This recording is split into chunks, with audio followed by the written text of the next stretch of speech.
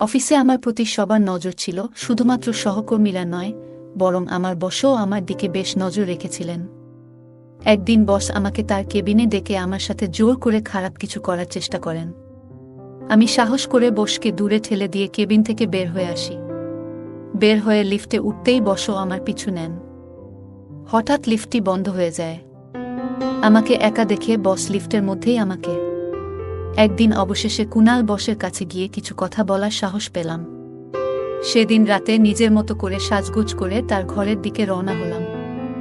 ঘরে ঢুকে দেখি সে জানালার পাশে দাঁড়িয়ে বাইরে তাকিয়ে আছে। ধীরে ধীরে তার দিকে এগিয়ে গিয়ে পেছন থেকে হালকা করে স্পর্শ করি। কিছুক্ষণ এমনই দাঁড়িয়ে থাকলাম, আর সে আমার থেকে দূরে সরে গেল না। আমি বললাম, কুনাল, কেন এমন করে এড়িয়ে যাচ্ছ? তুমি কি জানো কতদিন ধরে তোমাকে নিয়ে আমি কত চিন্তা করছি? তোমার সামনে থাকলেও তুমি কেন এমন দূরে দূরে থাকছ? কথাগুলো বলতে বলতে আমার হাত তার কাঁধে স্পর্শ করে। সে ঘুরে তাকালো না, আর আমি মৃদু হাসি দিয়ে তাকে জড়িয়ে ধরলাম। যেন মুহূর্তটি থেমে গেল আমাদের জন্য। বন্ধুরা, আজকের গল্পটি অনেক বেশি স্পেশাল। আশা করছি তোমাদের ভালো লাগবে। আর প্লিজ ভিডিওটিতে একটা লাইক করে দেও। আমার বয়স 25 বছর। আমি অনেক সুন্দর আর আকর্ষণীয় ছিলাম। আমার নাম তানিয়া। শহরে আসার পর থেকেই আমি অনেক ছোট পোশাক পরে থাকি, যা আমাকে আরও আকর্ষণীয় করত। আমি আমার শরীরের অনেক যত্ন নিতাম। এত কিছুর করার পিছনে একটা কারণ হলো যেন আমি একটি ভালো চাকরি পাই। এই চাকরি পাওয়ার জন্য আমি ইচ্ছা করেই বসের গাড়ির সামনে যেতে চেয়েছিলাম, কারণ এতে আমার চাকরি পাওয়ার সম্ভাবনা ছিল। কিন্তু আমি জানতাম না যে এই চাকরির মূল্য আমাকে আমার সম্মান দিয়ে দিতে হবে। হালকা আঘাতের কারণে আমার হাঁটুতে সামান্য ব্যথা হয়েছিল, তবে সৌভাগ্যক্রমে বড় কোনো আঘাত পাইনি। বস আমাকে সাহায্য করে হাসপাতালে নিয়ে যান এবং প্রাথমিক চিকিৎসার ব্যবস্থা করেন। তিনি তখনও জানতেন না যে আমি তার কোম্পানিতে ইন্টারভিউ দিতে এসেছিলাম। এই আইডিয়াটা আমার এক বন্ধুর কাছ থেকে পেয়েছিলাম। সে আমার এই বসের কোম্পানিতে কাজ করে। বস আমার ঠিকানা জানতে চেয়েছিলেন এবং ক্ষতিপূরণের জন্য আমাকে কিছু আর্থিক সাহায্য করেছিলেন। শহরে আমার কোনো আত্মীয় ছিল না, এবং আমি চিরতরে আমার মামার বাড়ি ছেড়ে চলে এসেছিলাম, কারণ আমার মামি আমাকে অনেক কষ্ট দিয়েছিলেন। আমার এই পরিস্থিতির কথা বসকে জানাই এবং বলি যে এই শহরে আমার কেউ নেই, আমি এখানে চাকরির খোঁজে এসেছি। তখন বস বললেন, ঠিক আছে, আমি আমার বাড়িতে তোমার জন্য একটি রুমের ব্যবস্থা করতে পারি, এবং সুস্থ হয়ে উঠলে তোমাকে চাকরির একটা ব্যবস্থা করে দিব। বসের এই সহায়তার মাধ্যমে তিনি একজন ভালো মানুষ বলে মনে হচ্ছিলেন, এবং আমারও থাকার কোনো নির্দিষ্ট জায়গা ছিল না, তাই আমি তার প্রস্তাবটি মেনে নিলাম। তার নাম ছিল কুনাল। তার বাড়ি বড় হলেও তিনি একাই থাকতেন এবং বাড়িতে কয়েকজন কর্মচারী ছিল। বাড়িতে আসার পর খুব বেশি সময়ও হয়নি, তাই আমি শান্তভাবে তার দেওয়া ঘরটিতে চলে গেলাম।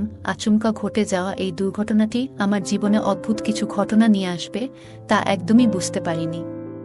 তবে এটুকু জানতাম যে এমন হঠাৎ করে কারো সাথে সাক্ষাৎ হওয়ার পেছনে কোনো না কোনো কারণ থাকে। যখন পর্যন্ত আমার পা পুরোপুরি সুস্থ হচ্ছিল না, কুনাল আমার প্রতি অনেক যত্ন নিয়েছিলেন। এই সময়ে জানতে পারলাম তিনি একজন সফল ব্যবসায়ী। কিছুদিনের মধ্যেই আমি পুরোপুরি সুস্থ হয়ে উঠলাম। সুস্থ হওয়ার পর ভাবলাম যে এবার আমাকে সেই বাড়ি ছেড়ে যেতে হবে। সেদিন কুনাল নিজেই আমাকে জিজ্ঞাসা করলেন যে আমি কবে চলে যাব। তখন আমি তার সামনে আবেগে ভেঙে পড়লাম। বললাম, আমার এখানে থাকার মতো কোনো জায়গা নেই এবং এখনো পর্যন্ত কোনো চাকরিও পাইনি। যেদিন আপনার গাড়ির সাথে আমার দুর্ঘটনা হয়েছিল সেদিন আমার একটি ইন্টারভিউ ছিল, যা এখন আমার হাতছাড়া হয়ে গেছে। আমার কান্না দেখে কুনাল আমাকে তার কোম্পানিতে একটি চাকরি দিলেন এবং তার বাংলোতে থাকার জন্য একটি রুমের ব্যবস্থা করলেন। তিনি বললেন, যতদিন না অন্য কোথাও থাকার ব্যবস্থা করছি ততদিন আমি এখানে থাকতে পারি। এত ভালো সুবিধা পাওয়ায় আমি সেই বাড়ি ছাড়তে চাইনি, কিন্তু কুনাল আমাকে অন্য কোথাও থাকার জন্য 1 মাস সময় দিয়েছিলেন। এবার থেকে আমার নতুন চাকরি শুরু হলো। অফিসে গিয়ে জানতে পারলাম যে কুনাল এর বাবা এখানকার বড় বস।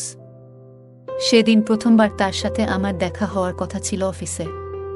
আমি কেবিনে ঢুকতেই তিনি কিছুক্ষণ তাকিয়ে রইলেন এবং আমাকে বসতে বললেন। আমি নিজের পরিচয় দিলাম এবং তারপর কেবিন থেকে বের হতে যাব। তখন তিনি হঠাৎ করে আমার হাত দুটি ধরে ফেললেন এবং ছাড়তে চাইছিলেন না। তার এই ব্যবহারে আমি কিছুটা অবাক হয়ে গেলাম।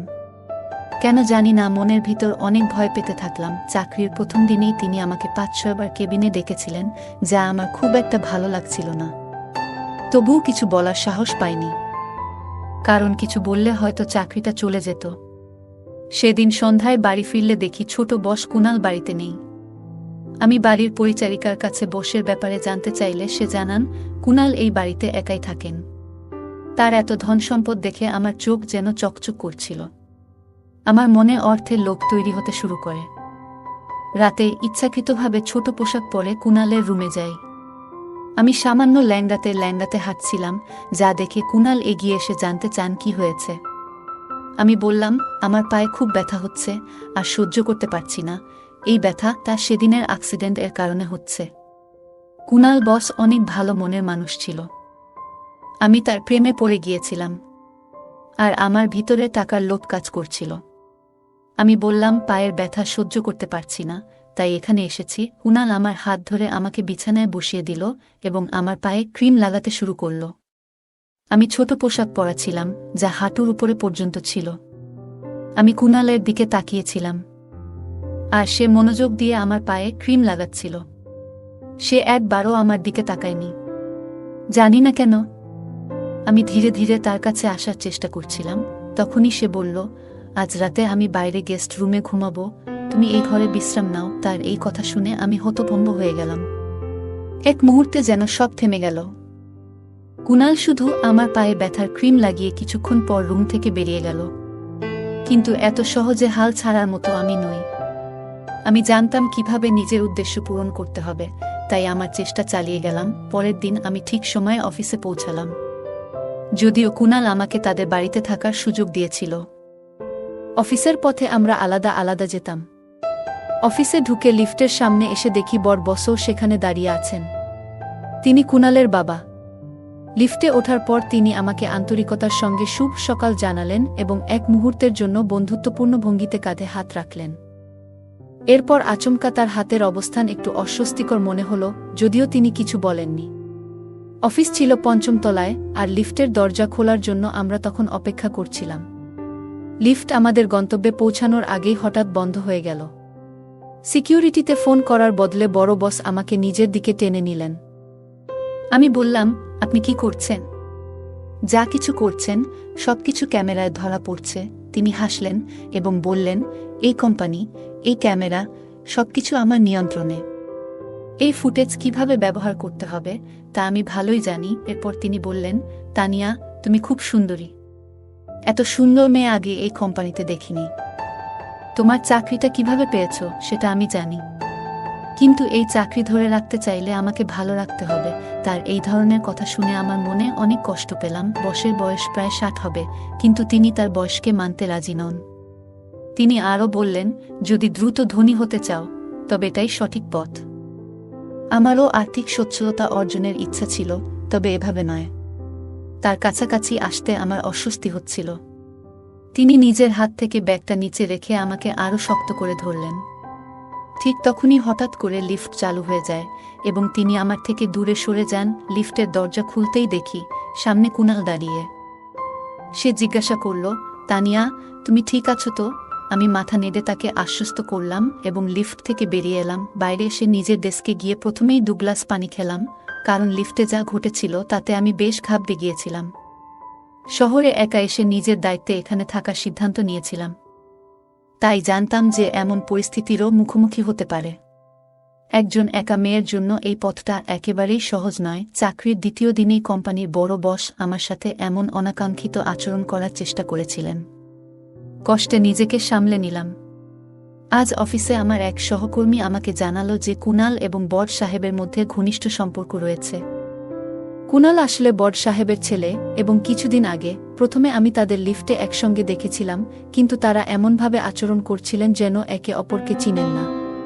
কুনাল একাই থাকতেন, হয়তো তার বাবার কিছু খারাপ দৃষ্টিভঙ্গির কথা জানতেন বলেই দূরে থাকার সিদ্ধান্ত নিয়েছিলেন। আমি তাদের ব্যক্তিগত বিষয়ে জড়াতে চাইনি। আজ পুরো দিন বড় বস আমাকে কেবিনে ডাকেননি, যা আমার জন্য একটু অদ্ভুত লেগেছে। কুনালের বয়স অনুযায়ী যে জিনিসগুলি তারই উপভোগ করার কথা, সেগুলো তার বাবা এই বয়সে করতে চাইছিলেন। আমি মূলত কুনালের মনোযোগ পাওয়ার চেষ্টা করছিলাম, কারণ তাকে আমার লক্ষ্য হিসেবে ধরেছিলাম। তার বয়স প্রায় ৩৫ বছর বয়স হলেও তার মধ্যে এক ধরনের উজ্জীবিত চেতনা ছিল যা বারবার আমাকে তার দিকে টানছিল। সেদিন রাতে আমি ইচ্ছাকৃতভাবে তাকে আমার ঘরে ডেকে স্কার্টের হুক লাগানোর জন্য বলি। তখন তার হাতের সামান্য স্পর্শ অনুভব করেছিলাম। হুক লাগানোর পর কুনাল দ্রুত রুম থেকে বেরিয়ে যান। সে দিন দিন আমার কাছ থেকে দূরে সরে থাকতে শুরু করছিল। জানি না কেন আমি তাকে আমার মনের কথাগুলো বুঝাতে পারছি না। কিছুক্ষণ পর আমি প্রস্তুত হয়ে তার ঘরে যাই, কিন্তু তাকে সেখানে খুঁজে পেলাম না। সেদিন আমি তার জন্য অনেক সুন্দর করে সেজেছিলাম, যে কেউ আমাকে দেখলে অবাক হয়ে যেত। পুরো বাড়িতে খোঁজাখুঁজি করেও তার সন্ধান পেলাম না। তখন বাড়ির কাজের লোকের কাছে জিজ্ঞাসা করলাম তিনি কোথায় আছেন। তারা জানালেন যে কুনাল কোনো কাজের জন্য বাইরে গিয়েছেন। কুনালের জন্য অপেক্ষা করতে করতে অবশেষে আমি নিজের ঘরে গিয়ে ঘুমিয়ে পড়লাম। এভাবে কেটে গেল কয়েকদিন। প্রতিদিন রাতে আমি পরিপাটি হয়ে কুনালের ঘরে যেতাম, কিন্তু কখনোই তাকে সেখানে খুঁজে পেতাম না। রাতে সে কোথায় যেত তা আমার বুঝে আসছিল না। এত সুন্দরী ও আকর্ষণীয় মেয়ে তার সামনে থাকার পরও সে কেন আমার প্রতি আকর্ষণ বোধ করছিল না, এ নিয়ে আমার মনে কৌতূহল তৈরি হয়েছিল। একদিন অবশেষে তার কাছে গিয়ে কিছু কথা বলার সাহস পেলাম। সেদিন রাতে নিজের মতো করে সাজগোজ করে তার ঘরের দিকে রওনা হলাম। ঘরে ঢুকে দেখি সে জানালার পাশে দাঁড়িয়ে বাইরে তাকিয়ে আছে। ধীরে ধীরে তার দিকে এগিয়ে গিয়ে পেছন থেকে হালকা করে স্পর্শ করি। কিছুক্ষণ এমনই দাঁড়িয়ে থাকলাম, আর সে আমার থেকে দূরে সরে গেল না। আমি বললাম, কুনাল, কেন এমন করে এড়িয়ে যাচ্ছ? তুমি কি জানো কতদিন ধরে তোমাকে নিয়ে আমি কত চিন্তা করছি? তোমার সামনে থাকলেও তুমি কেন এমন দূরে দূরে থাকছ? কথাগুলো বলতে বলতে আমার হাত তার কাঁধে স্পর্শ করে। সে ঘুরে তাকালো না, আর আমি মৃদু হাসি দিয়ে তাকে জড়িয়ে ধরলাম। সে আমায় আলতো করে নিজের বাহুতে টেনে নিল, যেন মুহূর্তটি থেমে গেল আমাদের জন্য। ধীরে ধীরে আমাকে নিয়ে বিছানার কাছে নিয়ে এলো। আমি বিছানার একপাশে বসতেই আমার হাত হঠাৎ করে পাশে রাখা একটি বোতামে পড়ল। বোতাম চাপা মাত্রই ঘরের আলো হঠাৎই উজ্জ্বল হয়ে উঠল, আর এক তীব্র শব্দ কানে এলো। চমকে উঠে সামনে তাকিয়ে দেখি যে মানুষটিকে এতক্ষণ ধরে আমি আমার সঙ্গী মনে করছিলাম, সে আসলে অন্য কেউ। সামনে দাঁড়িয়ে থাকা ব্যক্তি প্রায় 60 বছরের বৃদ্ধ, যার শরীরে আমার কুনালের পোশাক। আমি তাড়াতাড়ি দূরে সরে এসে বললাম, এটা আপনি কি করছেন? আমি আপনার ছেলের কাছে এর অভিযোগ করব। তিনি হেসে বললেন, তোমাকে যা প্রয়োজন তাই দিতে এসেছি। তোমার চাওয়া সুখ তোমার কুনাল তা দিতে পারবে না। তার অভ্যাসই এমন, সে শুধু মানুষের মন ভাঙে। তার কথা শুনে আমি বেশ অবাক হয়ে গেলাম। বললাম, আপনি যে ধরনের সুখের কথা বলছেন তা সম্ভব নয়, কারণ আমি আপনার ছেলেকে সত্যিই ভালোবাসি। তিনি একটু হেসে বললেন, ভালোবাসা? আর তা ওর জন্য? ও তোমার অনুভূতির মূল্য কোনোদিনও দেবে না। আমি দেখছি গত কয়েকদিন ধরে তুমি তার কাছে যাওয়ার চেষ্টা করছো, কিন্তু তুমি কি জানো সে প্রতিদিন রাতে কোথায় যায়? এটা জানলে তোমার এই ভালোবাসার অনুভূতি হয়তো বদলে যাবে। আমি তার কথা শুনে অবাক হয়ে গেলাম। তোমাকে আমার কাছেই আসতে হবে, তবে চিন্তা করো না, তিনি বললেন, আমি তোমাকে গ্রহণ করব ততক্ষণে, যতক্ষণ তুমি নিজে থেকে আসতে চাও। এরপর তিনি আমার কাছে এসে আমার হাত ধরলেন। আমি নিজেকে সরিয়ে নিতে চেষ্টা করলাম। তখন তিনি বললেন, ভয় পেজো না, আমি তোমার উপর কোনো জোর খাটাবো না। যেমনভাবে এসেছো ঠিক তেমনই এখান থেকে চলে যেতে পারবে। তবে আমি নিশ্চিত 1 ঘন্টা পর তুমি নিজেই আমার কাছে ফিরে আসবে, কারণ যেটা তুমি খুঁজছো সেই স্বাচ্ছন্দ্য আমার কাছেই আছে। হ্যাঁ, আমার বয়স বেশি, যা কিছু তুমি চাও সবকিছু তোমার চোখের সামনেই আছে। এ কথা বলে তিনি আমার হাত ধরে আমাকে ঘরের বাইরে নিয়ে গেলেন। তারপর আমাকে তার গাড়িতে বসালেন এবং নিয়ে চললেন এক হাসপাতালে। কেন সেখানে যাচ্ছি সেটা আমি বুঝতে পারলাম না। হাসপাতালের দরজায় পৌঁছাতেই আমরা লিফটের দিকে এগোলাম। লিফট খুলতেই দেখি সামনে দাঁড়িয়ে আছে কুনাল। সে তখন নিরাপত্তার পোশাক পরে রাতের শিফটে হাসপাতালের নিরাপত্তা রক্ষীর কাজ করছে। তাকে এই অবস্থায় দেখে আমি একেবারে হতভম্ব হয়ে গেলাম। মনের গভীরে আঘাত পেলাম, কারণ আমার বিশ্বাস ভেঙে পড়ছিল। আমি সেখান থেকে মাথা নিচু করে বেরিয়ে এলাম। তখন বড় সাহেব হেসে বললেন, এই তো তোমার সেই অর্থশালী কুনাল, যে রাতের বেলায় নিরাপত্তার দায়িত্ব পালন করে। ধীরে ধীরে আমার মনের ভেতর থেকে কুনালের প্রতি আসক্তি কমতে শুরু করল। লিফটের সামনে দাঁড়িয়ে আমার ভেতরে এক ধরনের তিক্ততা আর ক্রোধ জমতে শুরু করল। বড় সাহেব বলল, এই কারণেই আমি এই অবহেলিত ছেলেটির সঙ্গে এক ছাদের নিচে থাকি না। তিনি বললেন, কারণ সে কেবল একজন সাধারণ নিরাপত্তারক্ষীর কাজ করে। ঠিক তখনই কুনা সেখানে এলো। সে আমাকে দেখে বিস্ময়ে বলল, তুমি এখানে কেমন করে এলে তানিয়া?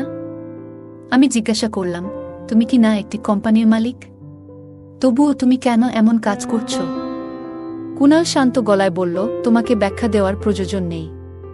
তবে সত্যি হলো, গত কিছুদিন ধরে আমার এবং আমার বাড়ির সঙ্গে তোমার কিছু সম্পর্ক তৈরি হতে চলেছে। হ্যাঁ, আমি একটি কোম্পানির মালিক, কিন্তু তোমার মনে হয়তো প্রশ্ন উঠছে কেন আমি রাতের বেলায় নিরাপত্তার কাজ করি এবং আমার বাবা আর আমি কেন পরস্পরের সঙ্গে কথা বলি না। তার আসল কারণ হলো, একটি বছর আগে আমি এই হাসপাতালের লিফটে আমার স্ত্রী ও শিশুকে হারিয়েছিলাম। সে নীরবে একটু থামল, তারপর বলল, আমার স্ত্রী তখন গর্ভাবস্থার 9ম মাসে ছিল। তাকে ডেলিভারির জন্য এই হাসপাতালেই এনেছিলাম। প্রসব ওয়ার্ড ছিল 4র্থ তলায়, কিন্তু লিফট হঠাৎ করে 2য় তলায় আটকে যায়। সেই সময় লিফটে শুধু আমরা দুজনই ছিলাম। আমার স্ত্রী তীব্র ব্যথায় কাতরাচ্ছিল। আমি বারবার নিরাপত্তার জন্য সাহায্য চেয়েছিলাম, কিন্তু কিছুই কাজ করছিল না। পুরো 2 ঘন্টা পর লিফট মেরামত করা হয়েছিল, কিন্তু ততক্ষণে সেদিন আমার চোখের সামনে আমার স্ত্রী এবং আমাদের অনাগত সন্তান প্রাণ হারায়। সেই মর্মান্তিক ঘটনার পর থেকে আমি শপথ নিয়েছি, আর কোনো নারী যেন এমন পরিস্থিতির শিকার না হন। তাই প্রতিদিন রাতে আমি এখানে লিফট গার্ড হিসেবে কাজ করি এবং সারা রাত লিফটে পাহারায় থাকি। সেদিন কিছু মুহূর্তের দেরিতে সাহায্য না পাওয়ার কারণে আমি আমার জীবনের 2টি মূল্যবান মানুষকে হারিয়েছি। কুনাল শান্ত স্বরে বলল, আমার বাবা আমার এই কাজ একেবারেই পছন্দ করেন না, এজন্যই আমাদের মধ্যে দূরত্ব সৃষ্টি হয়েছে। বাবা চান আমি এসব ভুলে যাই, কিন্তু এমন কিছু ভুলে যাওয়া এতটা সহজ নয়, কারণ এর সঙ্গে আমার গভীর আবেগ জড়িয়ে আছে। কুনাল এর এই কথা শুনে আমার চোখে অশ্রু চলে এলো। তার অনুভূতিগুলো এতটাই আন্তরিক ছিল যে শুনে তার বাবারও চোখ ভিজে উঠল। তিনি ছেলেকে জড়িয়ে ধরে মাফ চাইলেন। এদিকে বড় সাহেব আমার দিকে ফিরে বললেন, আমাকে ক্ষমা করো, আমি তোমার পরীক্ষা নিচ্ছিলাম। তুমি কিন্তু কুনালের প্রতি শুধু তার অর্থের জন্য আকৃষ্ট হয়েছিলে। তুমি ইচ্ছাকৃতভাবে তার গাড়ির সামনে এসে তাকে বাধ্য করেছিলে তোমার সাহায্য করতে। কিন্তু একটা বছর আগে কুনালের জীবনে যা ঘটেছে, তারপর থেকে সে খুবই সংবেদনশীল হয়ে উঠেছে।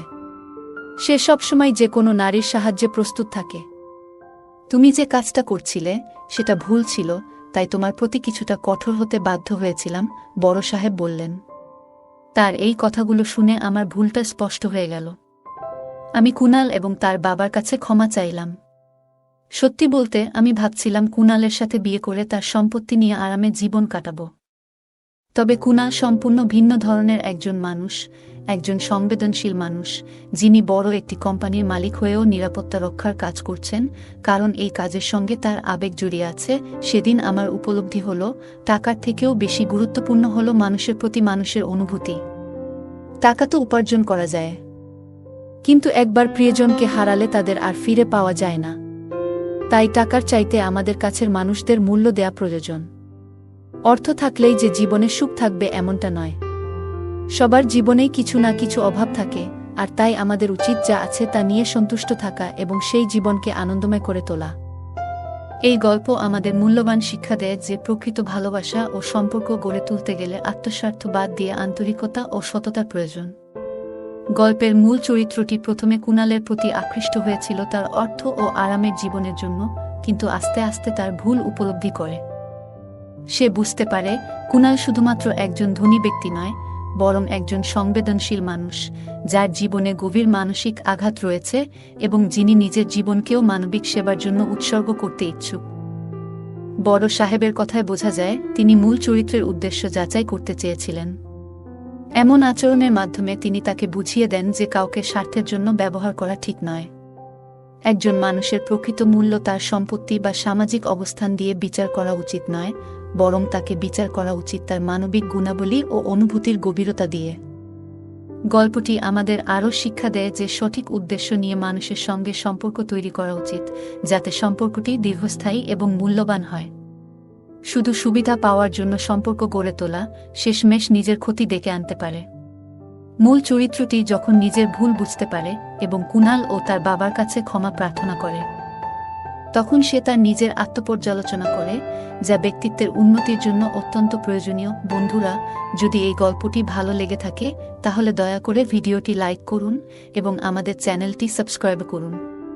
পাশে থাকা বেল আইকনটি প্রেস করুন, যাতে করে আমরা যখনই নতুন ভিডিও আপলোড করি তার নোটিফিকেশন সবার আগে আপনার কাছে পৌঁছে যায়। ধন্যবাদ, দেখা হবে আমাদের পরবর্তী ভিডিওতে।